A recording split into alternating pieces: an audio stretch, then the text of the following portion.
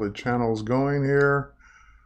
Welcome everyone. Hello Portugal. Hello Cheryl B.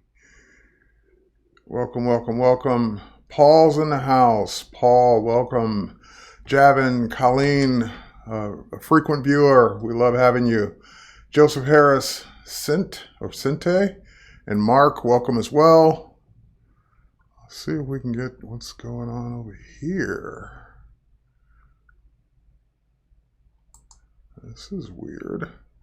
Hello, Rita. Hello, Bay. Hello, Victoria. Let me refresh this page. The video dropped out. Everything looks good on my end. Could just be a Facebook thing. Oh, there's the video now. All right. Welcome, everyone. So I hope everyone can hear me or see me.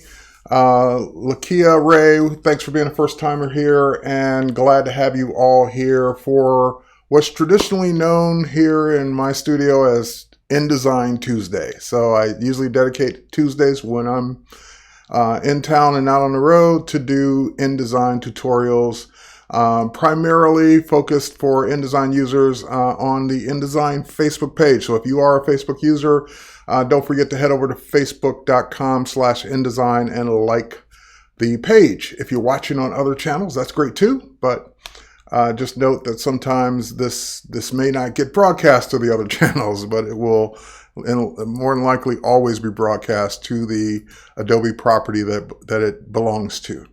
So with that said, if you're watching this live, thanks for joining me live. If you're watching the replay, thanks for joining or watching it later. My name is Terry White, Worldwide Design and Photography Evangelist for Adobe. It's my pleasure to be streaming to you live here today on InDesign Tuesday. Today we're going to be taking a look at 11 tips and tricks, most of which I've not shared before. So these are all new. They may not be new in terms of the feature's been around for a while, but certainly new in terms of I've never shared them publicly. So I hope that you get something out of this. This is just a random set of tips to make your life easier in InDesign. There's no rhyme or reason to the order that I'm doing them in other than the order that I came up with them in. So that's it. There's nothing that says you have to do them in this order or do them at all.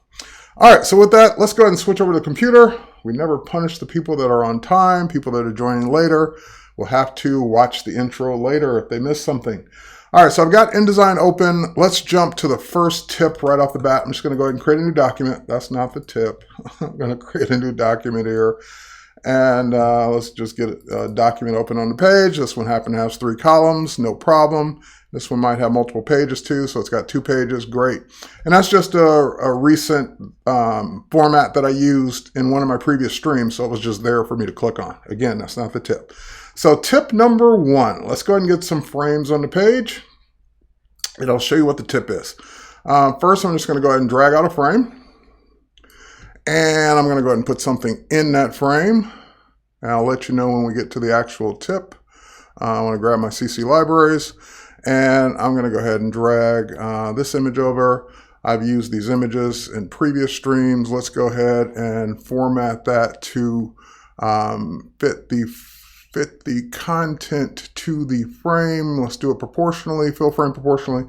And of course, we can also use the Adobe Sensei Powered feature, which I'll show a little bit later. But let's now go ahead and duplicate that a few times. And I probably could have done that before I put the image in it, but let's duplicate this a few times.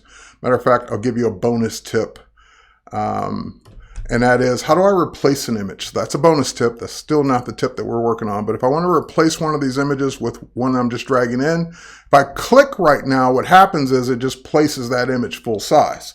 But the bonus tip is if you hold down your Option or Alt key, it will replace the image in the frame that you're hovering over. So that's a bonus tip, still not on the main tip that we're doing today. I'm just getting this all set up. All right, I'm just grabbing random images. No rhyme or reason for these particular images other than they're just handy in my library. Okay, so now for the tip. Let's say you go on this one and you go in and you create an effect. Let's say we just do something easy like a drop shadow. And of course, we can preview that drop shadow if we check the box. We can set all the settings for that drop shadow. We can add more things than just a drop shadow, but whatever your effect is, let's say you go ahead and do that. And then later on, you wish you had done it to the other things, but you don't remember the settings and you don't have to go look it up and do it manually, and you forgot to create a style or object sheet, style sheet. So how do I do this? Quick and easy if it's a one-time thing. First of all, if it's not a one-time thing, meaning you're going to use this over and over again, then I highly recommend you create an object-based style sheet. But if it's a one-time thing, I just need this drop shadow on those other photos with whatever settings it has. Go to your effects panel, which you can bring it up from the Windows menu. Okay, so now we're on the tip. Bring up your effects panel and it will have, for the selected object, you will see this little effects icon right there in the panel. All right, with that icon, that's really the tip. It's drag and droppable. So if you drag that icon over to the edge of another frame and let go, boom, it drags over the effect, whatever effects you've done to that object that's selected, and allows you to apply it to multiple objects just by dragging the FX, literally the FX icon from the effects panel onto another object, copies that, whatever the effects are, to that other object. So the fill, the stroke, the effects, multiple effects, whatever you've done, boom, get applied to the other one. So that's tip number one. Tip number two, let's say you then later decide that you want to scale this. So I'm going to scale this down. I'm holding down my command and shift key. And then I decide, dang, I don't even remember what size that is, but I wish all my other images were the exact same size. So I'm going to go ahead and shift select these other objects. Then we're going to go up to the object menu. We're going to go down to transform again, transform again. So again, do it again, transform again, and boom, it will make all three the exact same size, or whatever you've done, tilt it, rotate it, whatever, that you just did to the object that you had selected. So just do it again. Next up, and yes, Rodrigo, there's more than one way to skin a cat, or we shouldn't be skinning cats, but there's more than one way to do something, and yes, you could use the eyedropper too to copy an effect. All right, let's go next up. So we did number one, we did number two, number three. Let's undo that last one. I just want to show you one thing real quick. Number three is kind of a hidden, fairly new feature, and that is when you have a frame selected, I should say, you'll notice that you have the handles around the frame that let you scale it. You've got your you've got the ability to drag it by this blue box to make it an inline graphic in your text. But then there's this yellow one. What's the yellow one for? This little yellow box on the side. So tip number three, the little yellow box on the side, if you click it, that will activate your live corners. So you can pull them in and round the corners of a frame. And bonus tip, if I can remember which key it is, if you hold down your shift key while you're dragging one, it will do it independent of the other three corners. Bonus tip. So clicking the little yellow box will activate your live corners. And of course, dragging any one corner will affect the others. If you hold down your shift key, you can make one look different. And you can go to each one with the shift key.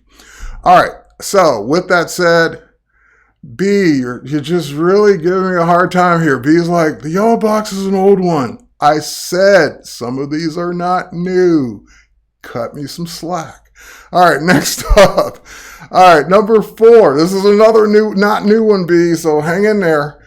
Let's go in and do a new document. And let's go ahead and grab, this is just a template I grabbed. It's a presentation style template. All right, now she's laughing. And thanks for Dublin for coming in, drawing freehand and listening to you. Okay, cool. Drawing freehand and listening to me while you do that. Okay, great. So this is a multi-page document designed to be a presentation. And we all know that we can go into preview mode by hitting the letter W, which hides all the non-printing stuff. So it hides all the guides, hides all the frame edges, and basically lets you see your document the way it's going to be printed. But if you hold down the shift when you hit the W, that will turn on presentation mode. So you can actually walk your document through like a slide presentation, or it could be a slide presentation to your client, to your boss, to your creative director, to whoever it is that needs to see this document. I'm just using my left and right arrow keys to go forward and backward while I'm in presentation mode. So presentation mode, not newbie, I know, but still for a lot of people don't know that it's there because they don't drill down in that box in the tool panel, or they never hit Shift W.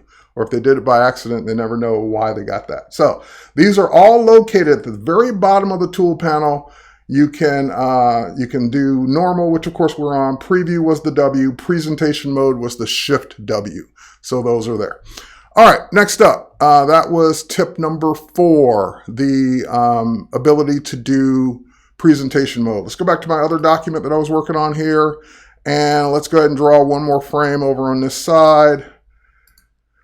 Let's do this. This is fairly new. This came out at Max, and I showed this in the, or I didn't show this in the keynote, but Danielle showed this in the keynote, and that is, let's bring an image into this. There we go, my libraries, and let's bring in this one, and this one will work perfectly. Let's bring that in. And as you can see, there's just a hand sticking up to the side because the image is at 100% size. Now, any other time before Max, I would have gone up and I would have either did a keyboard shortcut or fill frame proportionally. But there's a new way to do it, and so you don't have to do it every single time. So you don't have to remember to do it. It'll just do it for you if you set this up properly. So let me show you what the feature is first, and then I'll show you how to set it. The feature is, if you go to your properties panel, let's put this panel away so I can get to properties. Oh, my properties panel is not there anymore. I must have closed it. All right, let's go to properties. All right, in the properties panel, there is a new icon. So you had all these before, fill frame proportionally, fit content proportionally, so forth and so on. But the last one is the new one. It's Adobe Sensei Power, meaning it's artificial intelligence that looks at the content of the frame. And it's not just a fill frame proportionally. It actually looks at the content of the frame and says, what's the subject? Let me put the subject in the frame. So it will intelligently do that so that based on the image, it will figure out what part of the image should be there. All right, next up, not advertising, you are advertising. You talk about check out my book, you are advertising. All right, next, so if you wanted to have that, not have to do it every single time, I always forget where this is. It's a preference. It's either an interface or general. I never remember where it is. I should remember where it is so I don't have to go through this every single time. There it is. It's in under general, so the first preference, content aware fit, make content aware fit the default fitting option. So once you turn that on, then you don't ever have to do it again. When you draw a frame, it will automatically be the default fit option so that you don't have to remember to do it each time. All right, and I'd leave it off only because I'm teaching. But if this were my work machine, meaning the machine I was going to use InDesign on every day, I would absolutely have that on as my default. All right, next up. So content aware fit was number 5. Number 6, and this is kind of I did not, this is one I did not know for a long time.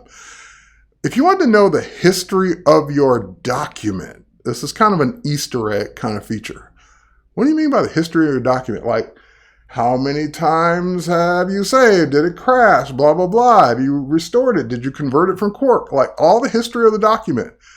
If you want to know that, hold down your Command key on the Mac or your Control key on Windows and go up to the About InDesign menu command. So I'm holding down the key, About InDesign, will then give me the document information about this document. And I don't know that I would ever need to know this kind of stuff about my document, but if you get documents from other people, that's where this could really be handy.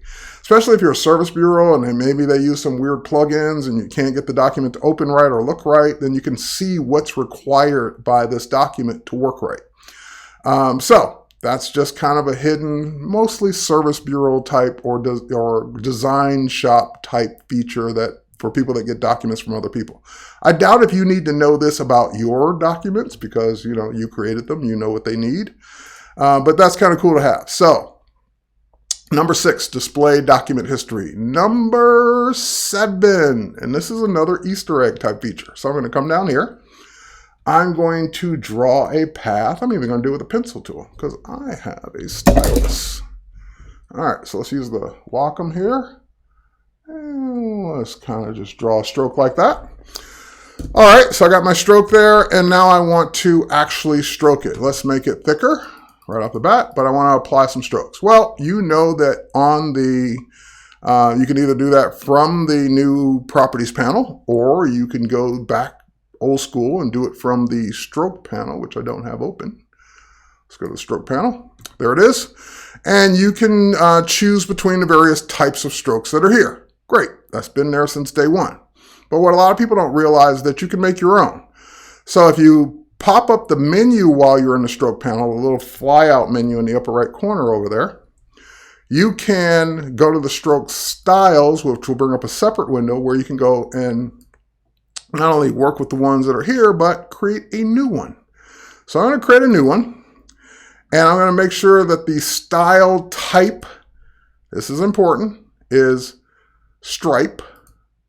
And I'm going to name it, this is very important. If you don't do this right, the tip won't work. Name it Rainbow with a capital R. Rainbow.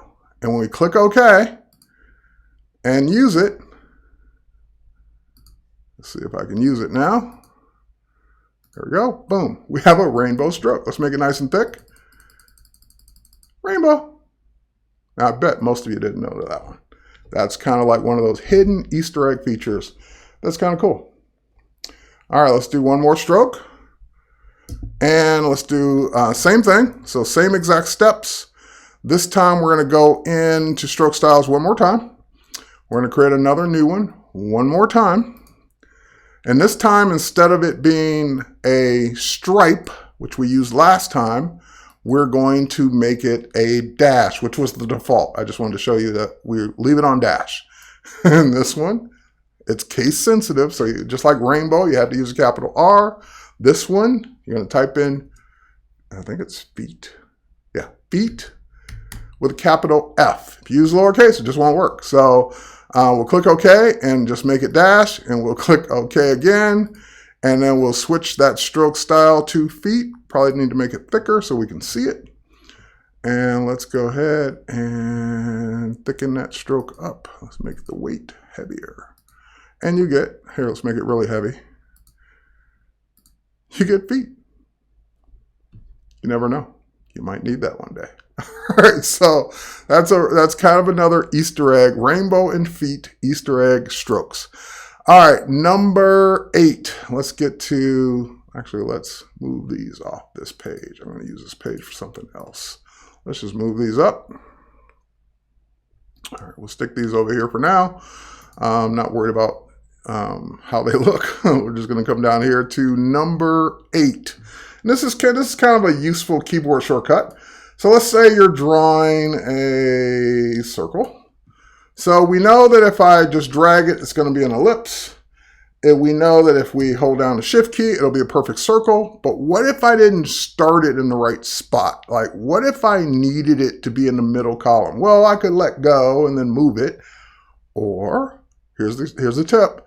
Hold down the space bar, and you can pick it up while you're holding down the space bar and get it exactly where you want it to be. So, spacebar while you're dragging, while you're creating the new shape, will let you move it around while you're holding down a spacebar to get it exactly where you wanted it to be. Where on earth did you find these Easter eggs? I work for Adobe. I have sources. All right, let's go ahead and let's delete that one. Now, this is one of my favorite ones. This is not newbie, but this is one of my favorite ones, and it's kind of evolved over the years. And I love it. So let's say we're still on the ellipse tool. Let's say we drag out an ellipse like so. We make it like nice and big, almost the whole page. But I don't want just one giant ellipse. I want multiple ellipses. Is that the right pronunciation for plural ellipse? Yeah, I think so. All right, so you take your other hand, the one that's not holding down the mouse. Up arrow key will give you more. Right arrow key will give you more. Shift key will still make them perfect circles. And if I do enough, I can probably get a perfect circle in there to be just right. All right, so cool. So I'm holding down Shift key now to make it perfect circles before I let go. Up arrow key gives you rows. Right arrow key gives you columns. When you let go, boom, you've got that many circles that you did not have to draw once and then duplicate or step and repeat or all of that. All right, so only in InDesign CC, some of it is, some of it isn't. You'll have to experiment. So if you're not on the current version, which I can't imagine why you wouldn't be, but if you're not on the current version, you have to experiment and see what doesn't work in your older version. All right, so now I've got these, how many ever circles it is, I'm not counting. Now I got to count. But anyway, I got these circles here. Here's the next tip. So that tip was number 9, by the way. It's called gridify. That's the nickname for it. So you can gridify the number of objects you're creating with the up and down arrows. The next one is one of my favorites. It's actually to take all of these and make them into a new frame. Because right now, they're all individual frames. I want them all to be combined as a single frame.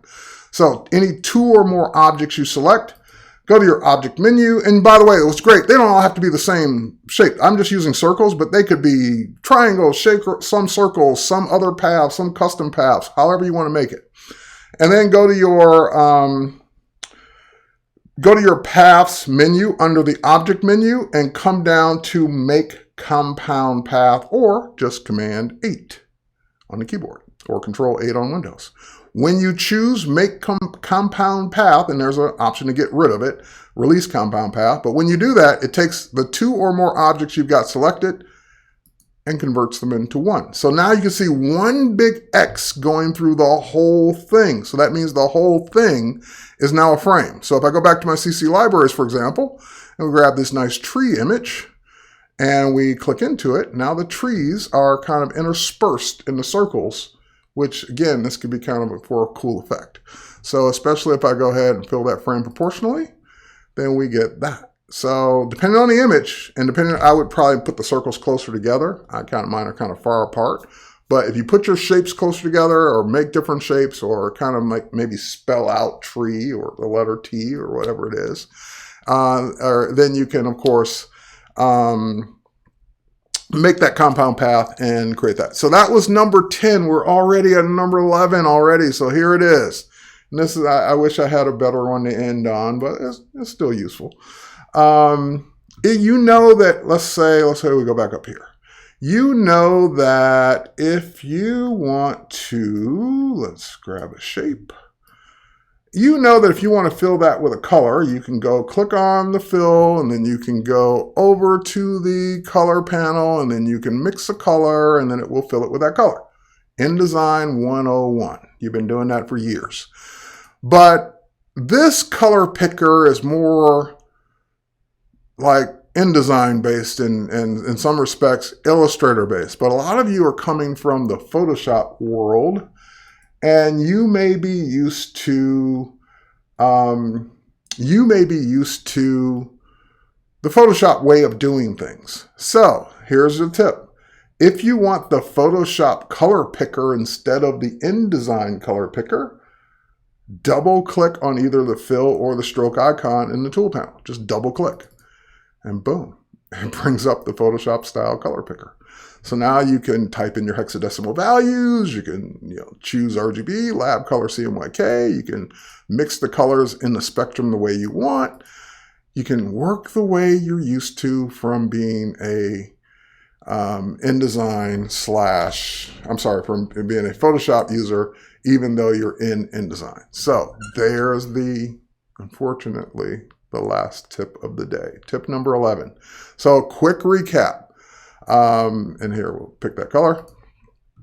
Quick recap. You can apply the same effect to multiple frames or other frames by dragging the actual effects icon, which I don't have because this one doesn't have any effects on it. Dragging that effects icon right there onto the edge of another frame. Number 2, you can apply the same size to multiple things. So you sized one, we wanted the rest of these to be the same size. So for example, if I now size this again And I want these all to be that same size. I can select them all, and then I can do object, transform again, and I don't know why that backfired on me, but that did not work the way it did the first time, probably because I'd done some other things in the meantime. But transform again right after you do it should work fine, just like I did earlier. Live corners, clicking the yellow box. Here, we'll make this bigger again.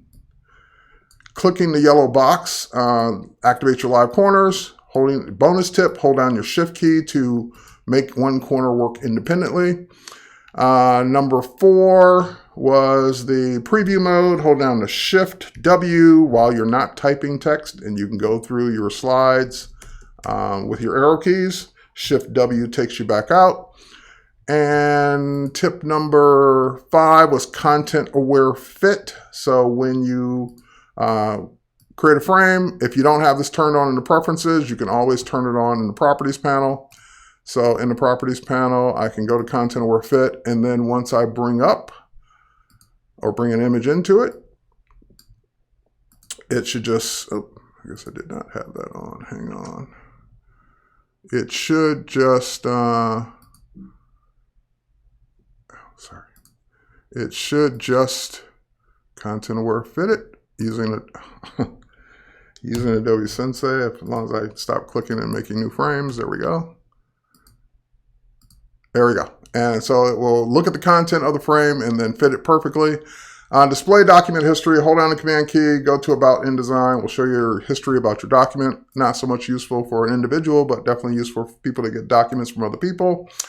And we did the rainbow stroke and the feet stroke by creating new stroke styles named rainbow with a capital R for a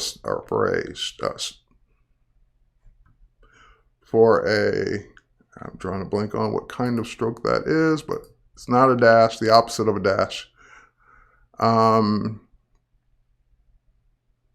let's do it this way, because now it's going to drive me crazy unless I look at it. There we go, stroke styles. And new one, and stripe, rainbow, that'll give you rainbow, or dashed. Name it feet with a capital F, that'll give you the feet one. There may be others, you never know. Try typing other things in it when you have nothing else to do. When you're creating something new, you have the ability to go in and reposition it without letting go. So if you hold on your space bar, you can move it around before you let go and get it exactly where you wanted it to be. That was number 8. Number 9 was the gridify feature. So if I do the same thing, but I use my up and right arrows and maybe down, I can gridify that and create the frames that I want. And of course, number 10 was making those into a compound path by hitting Command 8 or going up to Object Paths, Compound Path. And last but not least, double clicking on the fill or the stroke to bring up the Photoshop styled color picker if you don't want to use the built-in InDesign color picker. 11 tips to blow your mind. All right. With that said, cheers everybody. Thanks for watching. I hope you got something out of this. I look forward to seeing your, I look forward to seeing your rainbow strokes around your graphic design documents. Well, at least if you're doing gay pride stuff, that'll work out perfectly. And last but not least, I may or may not do a stream in the morning, but if not, I'll be back next week because I'm on the road again starting tomorrow. So with that said, everyone, thanks for watching, and we will catch you on the next one. Now I will play the outro. Bye, everybody.